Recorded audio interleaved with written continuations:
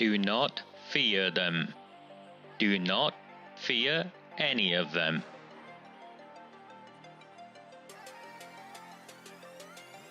On the 20th of November 2003, James Ignatius O'Rourke McMahon was elected councillor for the Failsworth East Ward of Oldham.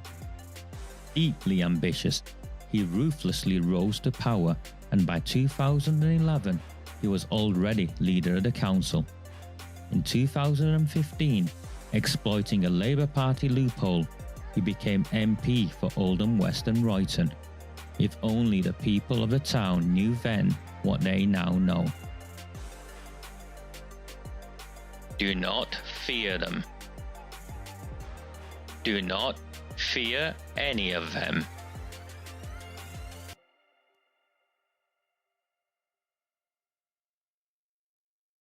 A very, very good afternoon. It's the evening before the council meeting. So, give it a second, I'm just... it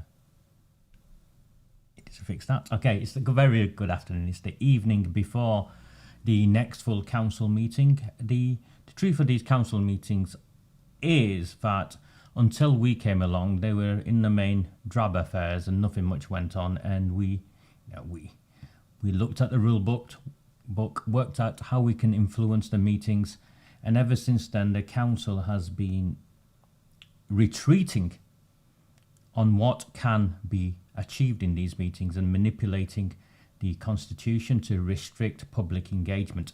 They've done this in a number of ways. First and foremost, they've reduced the number of council meetings they have a year. They should be every month. They're not every month, so they've reduced them every year. Secondly, what they've done is they've got rid of the public questions where you or me or anyone could go and ask our questions in person, and now have it where our questions are read out and changed to suit before they're read out and filtered in a way where Labour Party councillors have confirmed with me that they rig the public questions so that their own former councillors, supporters fill up the questions to prevent ordinary members of the public. It's an outrage, but it's true. What they've also done is they've established really rigorous, unnecessary restrictions on how a member of the public can engage and can access the meeting. You know, these are Labour Party politicians who object to voter ID to go and cast a vote. Yet they want all sorts of ID, have your photograph taken, fingerprints will be next, I would imagine, so you can access a public meeting where the security guards sit nearby to harass and intimidate you. So that's took place. At one point, they had these big barriers as though I was back in the football stadium in the early 80s. The mayor, to his credit, instructed that they be removed against the advice of some of the key leaders in the council. And to make matters worse for all those councillors who sit in this meeting, to make it worse, they've also then changed the format of the meeting, where once you could ask questions of the leaders, so all the other leaders could stand up and ask questions of the council leader, whoever it was, AROOJ SHAH in this instance, the gangster endorsed, Pakistani gangster endorsed, heroin dealing, convicted Irish shimmy, Dale Criggan's getaway driver. You know, you could ask questions of her. She's got rid of that, and they only realised a couple of meetings ago. So it's every step of what we've been doing. The council has been shutting down democracy in an attempt to prevent democracy and democratic engagement. Nonetheless, we are still here. We are still fighting. We're still finding ways around what they do and mobilising members of the town, the borough, to hold elected representatives to account and hold the chief executive, now the interim double chief executive, there's one part-time, Dirty Harry Caffrell, and what was it, Shelley Kipling, who was recently appointed on a 4-day basis, where her previous job as assistant is now no longer needed. So whatever she was being paid for £130,000 or so is now no longer needed. And the truth is, the majority of councillors in that arena do not have the skills, confidence, do not have the training. It's no fault of theirs to fight this system.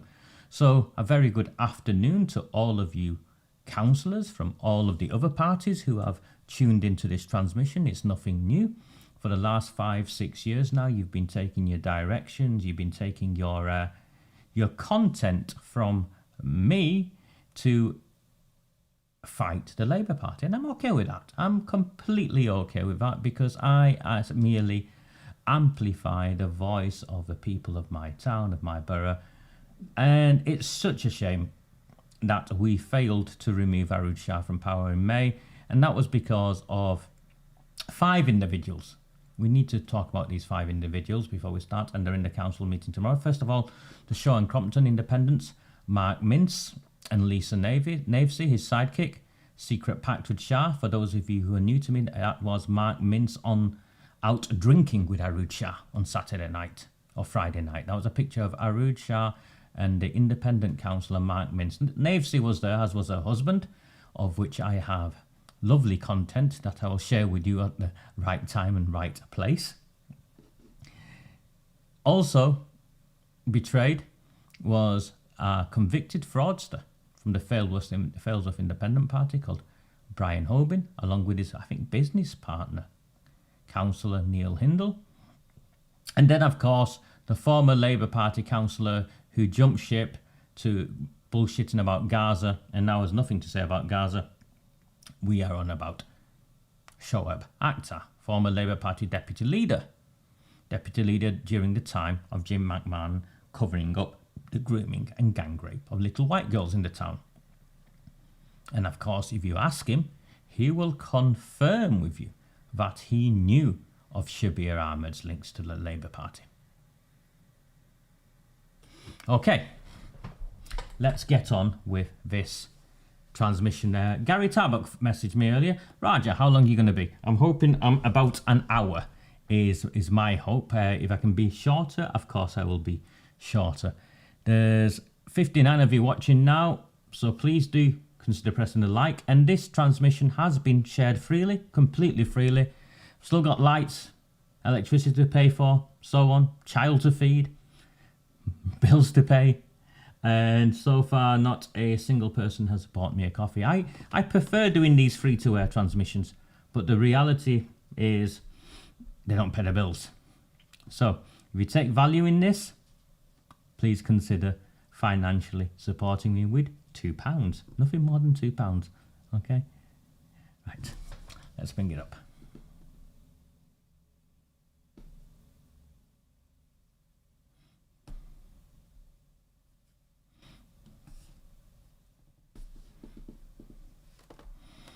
This is the agenda. As you can see, it's on the council's webpage. Council Wednesday the 6th of November, 6 p.m.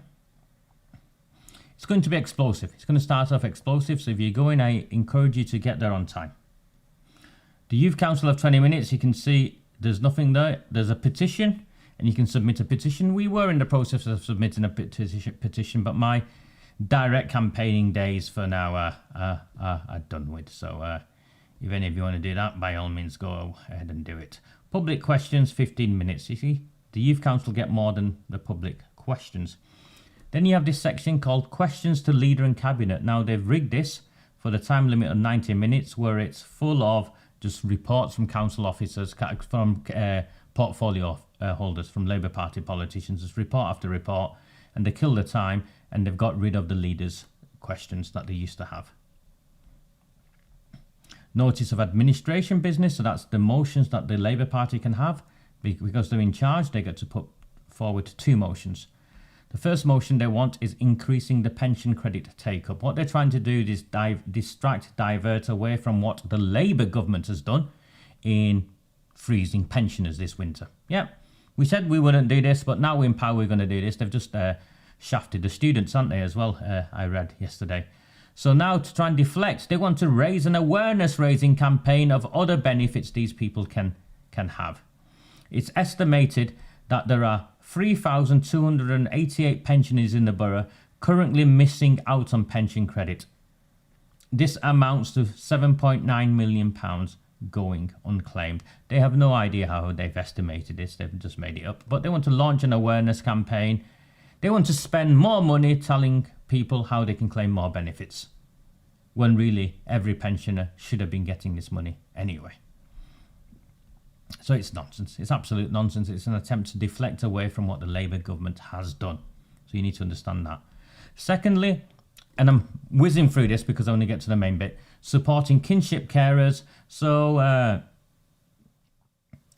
according to the council, children and young people who are unable to live with their parents should receive the support that they and their carers need to safeguard and promote their welfare, whether or not they are looked after by their state. So if you live with your uncle or your gran or stuff like that. This is such a lazy motion that they've not even gone to find out or identify how many children in England, in Oldham, are in kinship care. So they've said 141,000 children in kinship care in England and Wales, but they won't even say how many there are of these in Oldham. So they don't know how many we have in Oldham. They've not looked, but they want to pass a motion on it. And they want to pass a motion on it to make sure that they're following the law. No, I'm not joking. They want to pass a motion to instruct the council officer who's responsible for this area of work to make sure that they're following the law. It's a ridiculous waste of council time at this level. It shouldn't be there, but they're clearly just taking the mick out of all of you, and have been for a number of years. Then there is opposition business, and the main opposition is, of course, the Liberal Democrats at the moment, and it's presented by Councillor Bishop and Councillor Marland. So two of the Saddleworth councillors are putting this forward, and it's to stop the winter fuel payments cuts. Of course, and I've mocked people before for some time on this, the councillors before. What this basically entails is that they want to write to the government. So they want to instruct the chief executive to write to the government to, instruct the leader of the council to write to the Chancellor of the Exchequer, calling for the policy on linking winter fuel payments to pension credit receipt to be immediately paused and introduce a new threshold to determine eligibility for winter fuel payments. Of course, I agree with them. But they know and I know this is just political posturing. The Labour Party aren't going to write a letter to the government, a Labour government, asking for this. Whilst the Conservatives were in government, they were happy to write as many letters as possible, complaining about this, that and something else. But now that there's a Labour government, they won't do that. Although the second element is to instruct the council's communications team to urgently commence a significant awareness campaign to maximise uptake of pension credit, which is again what the Labour motion is about.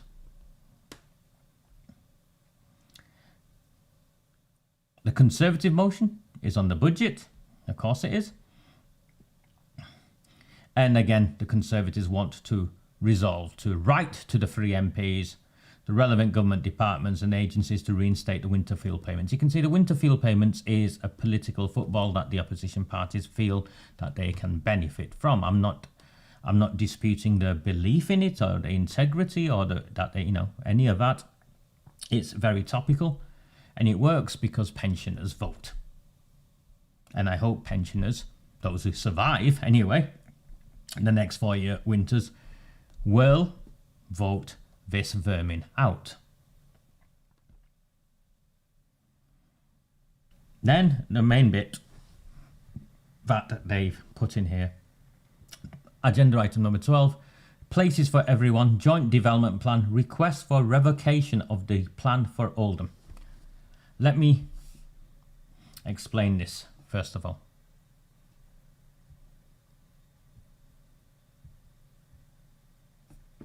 For some time, I think 3 years now, maybe longer even, Oldham Council has been tied in with Andy Burnham's Places for Everyone scheme, or whatever the Laces rebranding, the earlier name was. And essentially, it's about housing targets and Greater Manchester agreeing between them housing targets. So each of the 10 local authorities agree. And it's dodgy. It's handing over power to Burnham.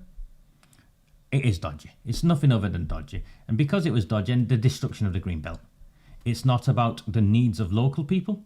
It's about the needs that Burnham and his mates identifying in the context of the council. It's about how they can generate maximum council tax revenue. There's nothing in there about affordable housing, council housing. There's none of that really in there. It's just about making as much money as possible off the prime bits of real estate. And if they aren't existing real estates, we'll steal some Greenbelt. And because of that, Stockport Council left. They withdrew. They passed it in the council and they withdrew. And we've been campaigning for Oldham to do the same. And finally, a motion was taken by the Lib Dems. And now we have the numbers. We should have the numbers. Because Mincy Boy from Shaw and Navesey should not be supporting the destruction of the Greenbelt. Neither should Holbein and Hindle from Failsworth. But because they've been rewarded by the gangster-endorsed AROOJ SHAH, you'll have to ask them how they've been rewarded and whether it was more than papadums and mango chutney. But because they've been rewarded, they are now happy to vote for the destruction of the Greenbelt. There's no ifs, there's no buts, that's what's taking place. Go and ask Trafford. Go and ask the councillors who brought a motion forward. And instead of voting on the motion, Mincy Boy, who is now responsible for planning, what he's done is kicked it into touch and said, oh, no, we'll let the council officers produce a report, and then the report recommendations will determine how councillors vote. The council officers are in bed with AROOJ SHAH. You've seen that. They go out drinking together. The chief executive was pictured openly out drinking with AROOJ SHAH on Friday night. The other council officers who produced this report includes Emma Barton, and I'll click it here so you can see. Officer content, Emma Barton, Deputy Chief Executive. Well, she applied for a job last week. And then you've got 2 report offers. And what they did, they held 5 workshops were held to provide all elected members with the opportunity to ask questions, understand all the issues, opportunities and legal risks associated with the decision they need to make, given PFE was formally adopted earlier this year and is now part of the statutory development plan for Oldham. I suggest to whoever wrote that sentence to go back to school and learn about how to write shorter sentences and not combine themes in the way they have. All that's missing there is a thumbs up. Maybe it's one of those, maybe it's a millennial thing, I don't know. I struggle with it. So they put recommendations. In considering this report and the motion put to council, members are asked to reflect on the information provided, blah, blah, blah.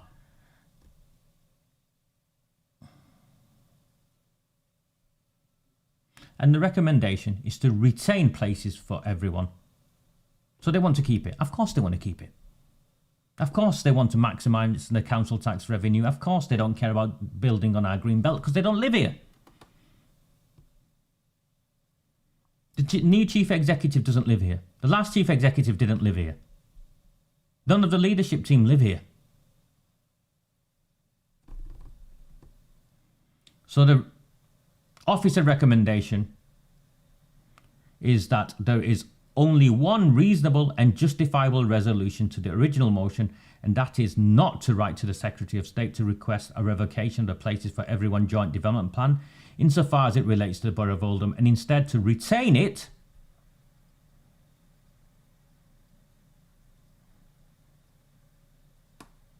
and acknowledge that the plan provides the Greenbelt site protection currently afforded in anticipation of the revised national planning policy framework being confirmed and the housing numbers increasing in support of the national housing crisis. Nonsense. Absolute nonsense. And then he goes on, or who, they, he, she, go on and write this report.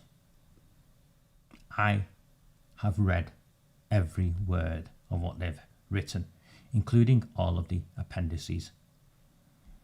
And what this is a work of fiction comparable to the dodgy dossier that took our country to war with Iraq.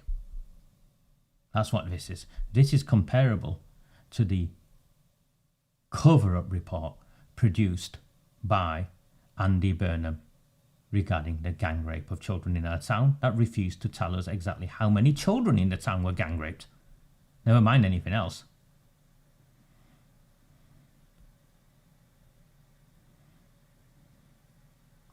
It would be considered legally perverse and unreasonable, and consequently the reasons for the revocation request would be unlawful.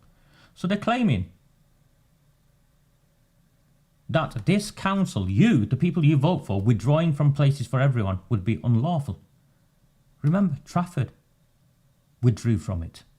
They voted it and withdrew from it. You've got to understand how local government works.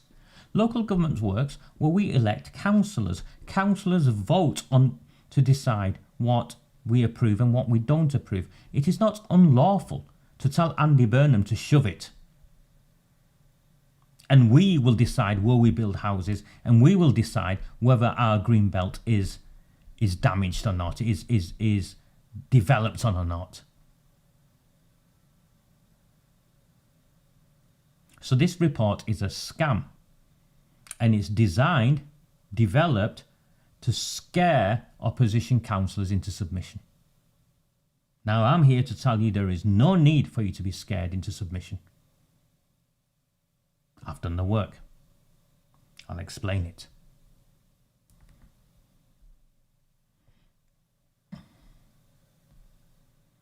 I just want to show you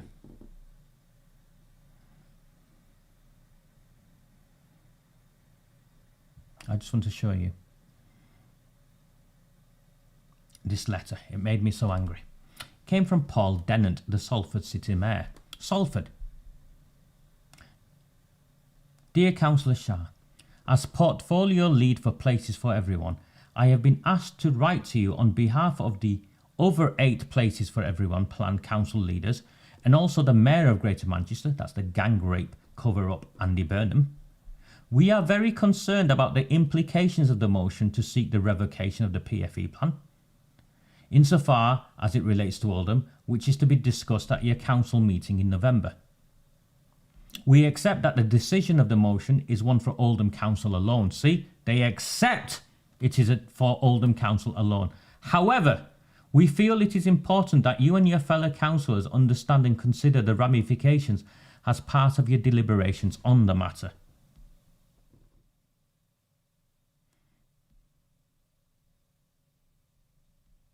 We are not aware of any lawful basis for your council to request the Secretary of State to revoke the plan.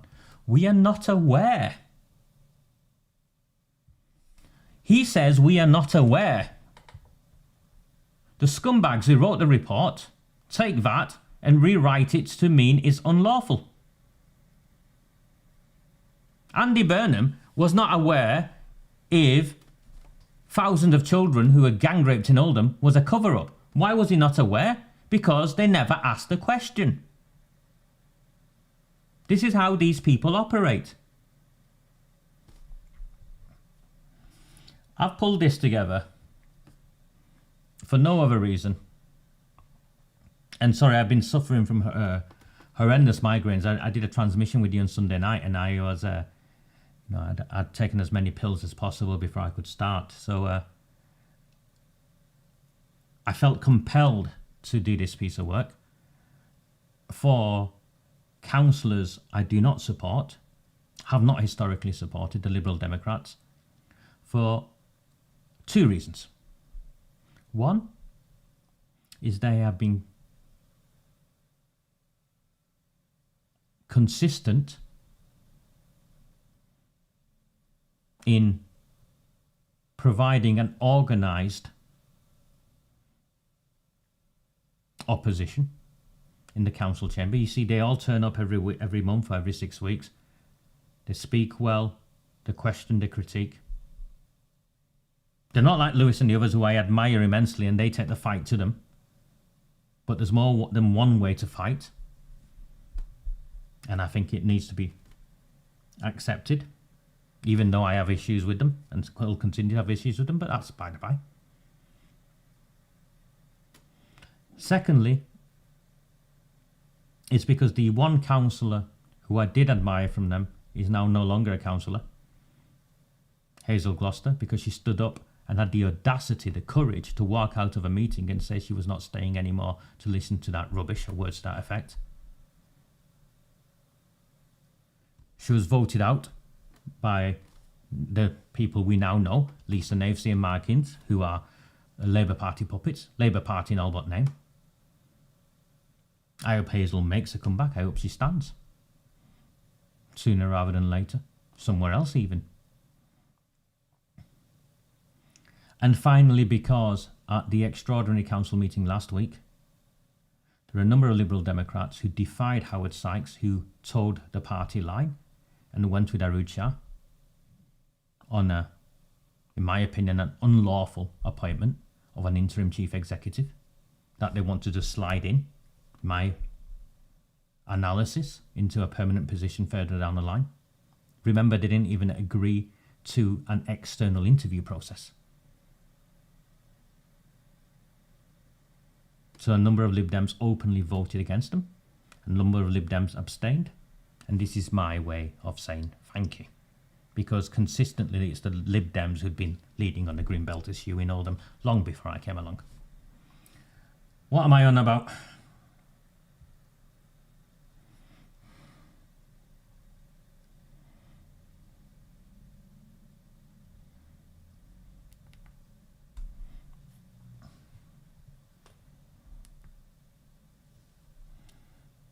Let me just find it. Give me 1 second, I've lost it.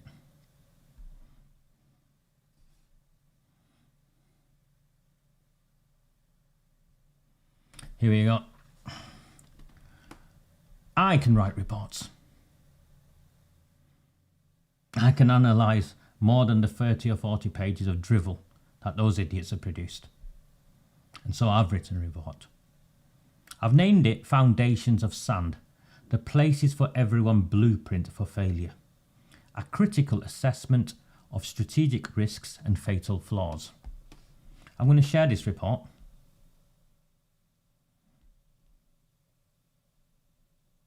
You don't have to squint. I'm going to share this report.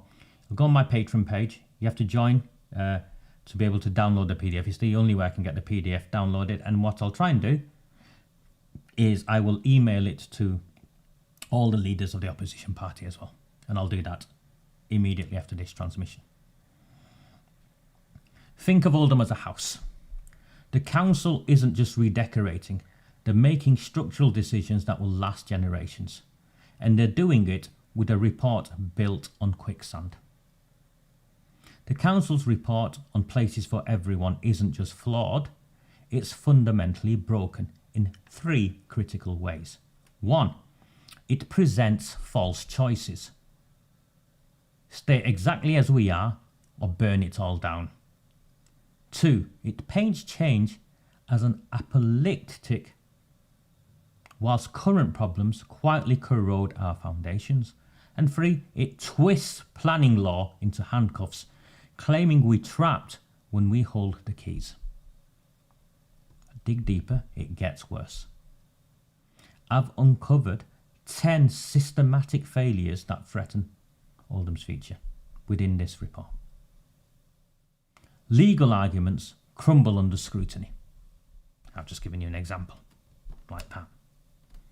Financial projections that dance on quicksand. Environmental promises that float away like smoke. Community voices that echo in empty rooms. Infrastructure plans written in invisible ink. Economic analysis that tells half stories. Consultation processes that consult no one. Sustainability treated as an afterthought. Implementation paths that lead nowhere. And monitoring systems with eyes closed.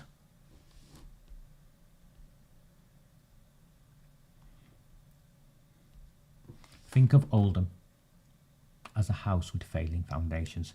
Each missing analysis is another crack in the wall. Each skipped consultation is another load-bearing beam removed. Each rush decision is another cornerstone crumbling. And who lives in this weakened house? Not the architects who drew up the flawed plans, not the surveyors who ignored the warning signs, but our community, families who must live through every shortcut taken, with every corner cut, every warning ignored. Our children, my town, your town, this is why we fight, will not inherit a home, but a hazard.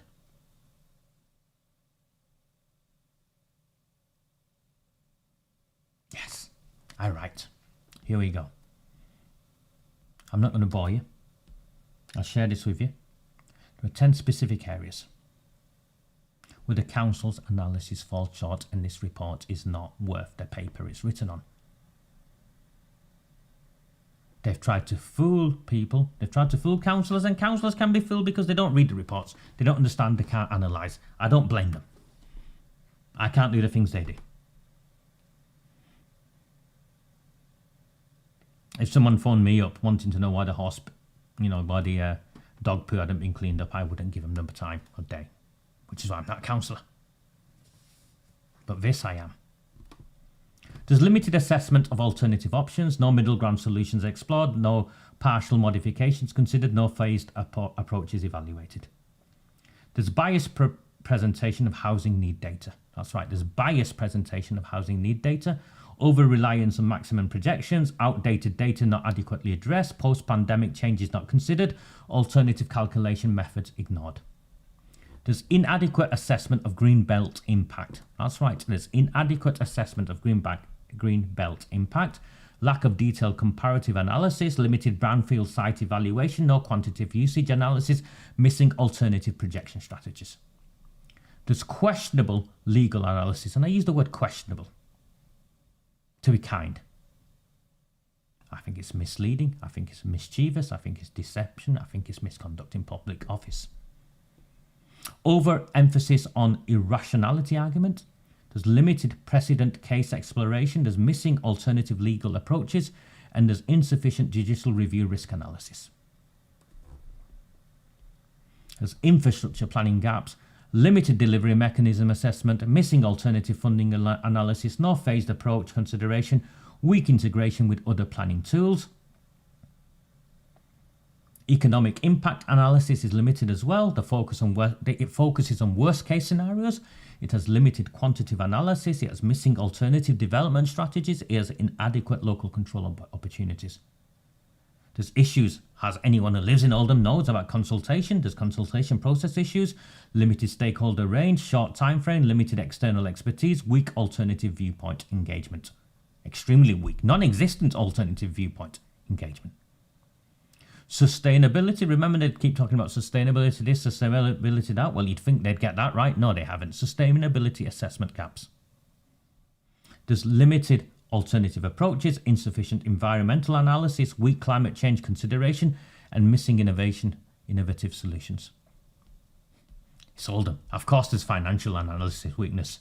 Limited cost-benefit analysis, missing funding alternatives, insufficient risk quantification, no phase financial approaches, and there's the implementation strategy is make-believe. Missing clear pathways, limited risk mitigation strategies, no alternative scenarios, and a weak monitoring framework. And for each of them, I go into extensive detail. So, number one, binary decision framework. I'll just read the introduction paragraph. Here's the hard truth. The council's report is a false choice. They want you to believe that there are only two options, keep places for everyone exactly as it is, or completely abandon it. This isn't just oversimplified, it's dangerous. There's nothing stopping us from doing our own, taking the best out of places for everyone, incorporating the fears and anxieties we have and creating our own. There's an imbalanced risk assessment. Here's what everyone's missing. The council's report plays favourites with facts. It paints a doomsday scenario for change whilst glossing over current problems. This isn't just unbalanced, it's misleading. And here's how they stack the deck, and I go through it. The legal analysis deficiencies. The report waves the legal flag like a magic wand.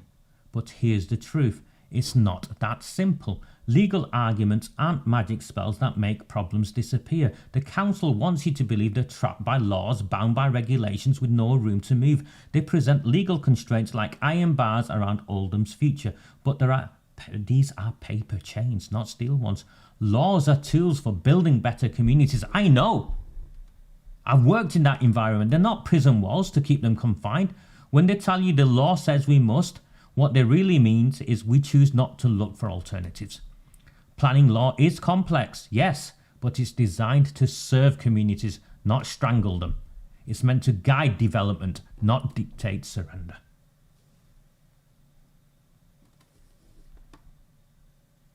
So there's a misapplication of legal tests. I've got all of it. You can see it all. It's all there.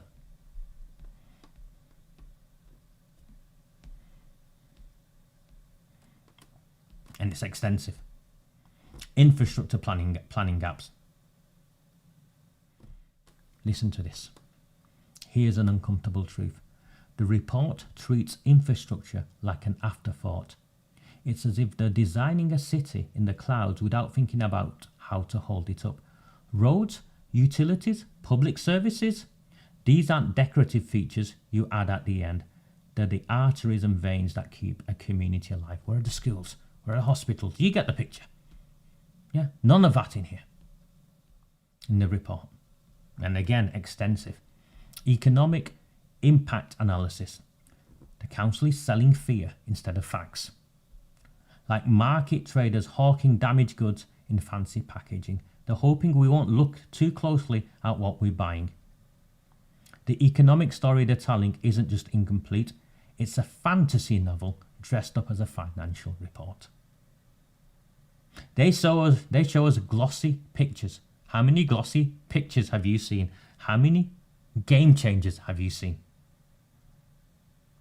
This isn't just poor accounting, what's going on here. It's economic sleight of hand. They want us so focused on what we might lose by changing course that we don't see what we're already losing by staying on course. Every might and could in their projections is designed to make us afraid of change, whilst every will and shall about the benefits is written in promises they cannot possibly guarantee.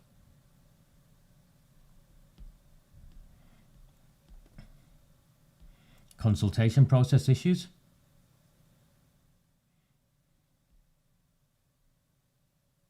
They claim to have opened the doors to discussion, but they've built those doors so narrow that most voices can't squeeze through. Expert opinions were filtered until only the convenient ones remained. Community concerns were translated into bureaucratic whispers. Local knowledge built over generations rooted in real experience was dismissed as anecdotal evidence. The result isn't just incomplete, it's misleading. They haven't just failed to hear all the voices, they've created an echo chamber where only their own voices bounce back at them. And again, extensive detail. Sustainability assessment. They're treating our green spaces like wallpaper. Willful environmental blindness. They want us to believe you can slice up an ecosystem like a cake, taking pieces here and there without consequence. But nature doesn't work in convenient development parcels. Every green space lost, every habitat fragmented, every environmental connection broken creates ripples that spread far beyond the boundaries drawn on their maps.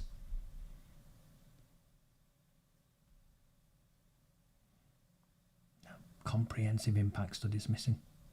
Alternative scenarios ignored. Climate considerations, nothing. Financial analysis. Numbers tell stories. This report leaves too many pages blank. It's like reading a mystery novel where half the chapters are missing, crucial evidence is redacted, and the ending is left to imagination. Who holds the purses Who holds the purse when these financial fantasies meet reality? Not the accountants who balance these convenient books, not the consultants who crafted these comfortable calculations, but our community left to foot the bill they never saw, for amounts they never agreed to, from accounts they couldn't check. Any of this sound familiar? Imagine buying a house where the surveyor only checked the front door, or signing a contract where the price is written in invisible ink. That's what they're asking Oldham to do. Implementation strategy. This isn't just poor planning, it's strategic sleepwalking. A map with no roads, that's what this report offers. And when this vague roadmap leads us into dead ends, when the unplanned becomes unplannable, when the uncharted territory turns out to be uncrossable, the burden won't fall on the cartographers who drew this incomplete map. It will land squarely on the shoulders of you. Again, where the report fails. A monitoring framework, you can't manage what you don't measure. This report doesn't even try. This isn't just an oversight, it's willful blindness. There's conclusions and there's recommendations with 7 critical steps.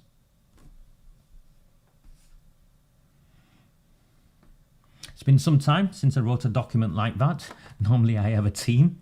In my old days I would have a team of people. I get it. It's all right. I didn't mind doing it at all. I'll share it on the Patreon page and I will email this to the opposition party leaders. It's my gift to you to fight, to protect the green spaces that I'm fortunate enough to have enjoyed, and I hope my daughter and her daughter and so on continue to enjoy.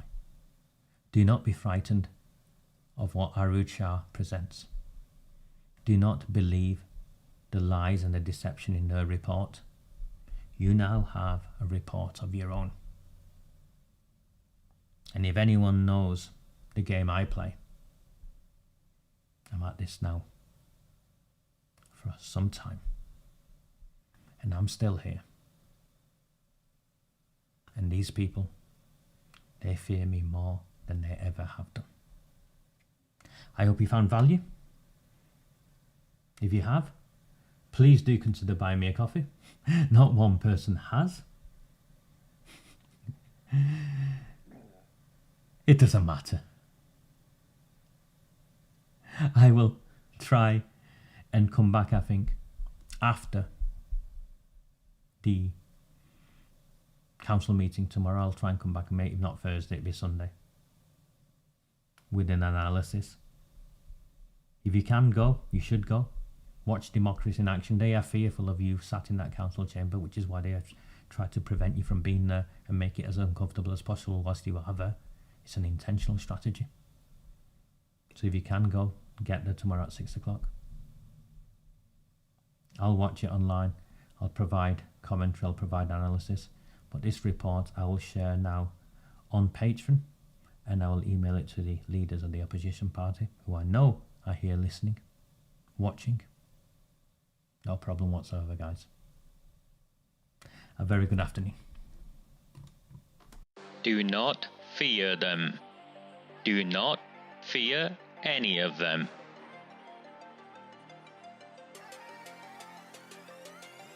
On the 20th of November 2003, James Ignatius O'Rourke McMahon was elected councillor for the Failsworth East Ward of Oldham. Deeply ambitious, he ruthlessly rose to power, and by 2011 he was already leader of the council. In 2015, exploiting a Labour Party loophole, he became MP for Oldham West and Royton. If only the people of the town knew then what they now know. Do not fear them. Do not fear any of them.